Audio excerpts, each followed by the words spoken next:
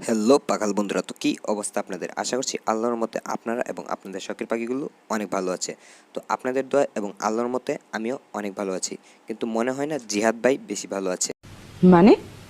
কেন এই কথা বললাম দেখুন, জিহাদ ভাই কমেন্ট করছে যে তার পাখির ডায়রিয়া হয়েছে। মজার ঘটনা। তো সেই জন্য বললাম তিনি ভালো নাই।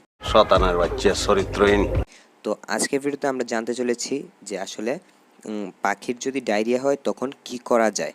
তো বিস্তারিত সব কিছু আলোচনা করছি ভিডিওতে। তো চলুন বন্ধুরা, কথা না বাইরে ভিডিওটা শুরু করা যাক। And thank you so much Ziyad ভাইয়া কমেন্ট করার জন্য। তো প্রথমে তো আপনার পাখির যদি ডায়রিয়া হয় তো কি করবেন? সর্বপ্রথম আমাদেরকে আসলে পাখির কী রোগ হয়েছে, মানে ডায়রিয়ায় কি হয়েছে নাকি অন্য কিছু হয়েছে সেটা বুঝতে হবে।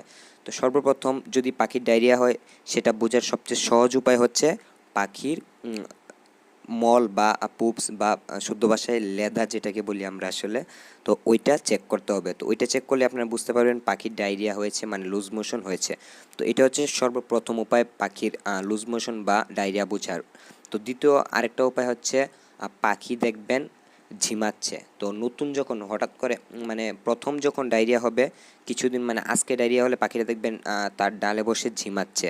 তো এটা যদি 2-3 দিন হয়ে যায় তখন কিন্তু দেখবেন ডালে আর বসার মতো শক্তি নেই পাখিটার নিচে বসে আছে খাবারের পটে।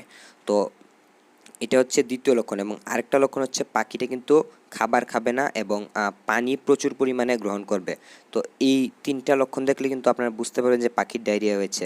তো 1 নম্বর হচ্ছে পাখি পানি বেশি খাবে, পাখির মল পানির মতো হয়ে যাবে এবং পাখি খাবার খেতে চাইবে না এবং নিচে ঝিমাবে। তো এটা হচ্ছে পাখির ডায়রিয়া হওয়ার লক্ষণ।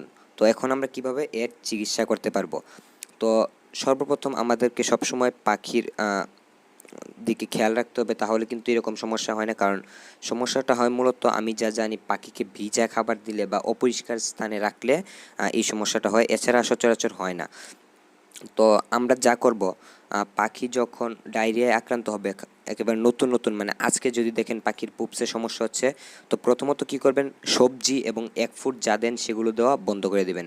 তো এটা হচ্ছে সর্বপ্রথম কাজ। এবং ডায়রিয়া হয়েছে দেখলে সাথে সাথে আপনারা একটা কাজ করতে পারেন, লাল চা, পাখির জন্য লাল চা বলতে আমি দেখাচ্ছি এরকম ডেগে হালকা পরিমাণে চা পাতি দিয়ে কোনো রকম চিনি বা লবণ ছাড়া, অন্য কোনো উপাদান ছাড়া পাখিকে লাল চা দিয়ে দিন।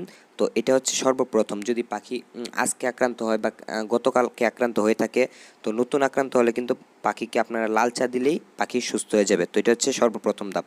এবং 2 দিন যদি হয়ে যায় বা 1 দিন পার হয়ে যায় তখন কিন্তু আপনারা এখানে মানুষের জন্য যে খাবার স্যালাইনটা আছে তো সেইটাও কিন্তু ব্যবহার করতে পারেন। এটা হচ্ছে প্রাথমিক অবস্থায় পাখি খুব সহজেই সুস্থ হয়ে যাবে, এত বেশি সমস্যা হবে না।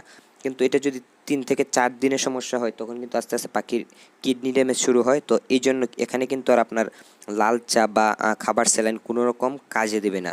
এবং পাখির ডায়রিয়া আক্রান্ত হয়েছে 2 থেকে 3 দিন পার হয়ে গেছে, পাখি অনেক দুর্বল, তখন কিন্তু আর লাল চা বা খাবার স্যালাইন কোনো রকম কাজেই আসবে না।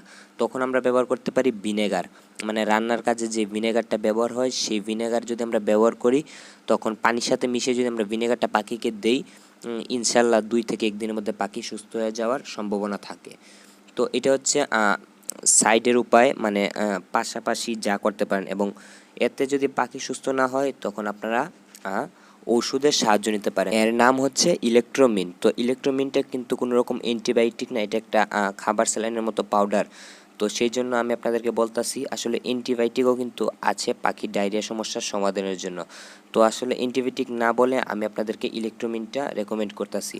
তো ইনশাল্লাহ এই পদ্ধতিগুলো ব্যবহার করলে আশা করি আপনাদের পাখি সুস্থ হয়ে উঠবে। আর এতে যদি কাজ না হয় তাহলে কিন্তু আর আসলে বাকিটা তো সৃষ্টিকর্তার ইচ্ছা, তার উপর তো আর কিছুই নাই।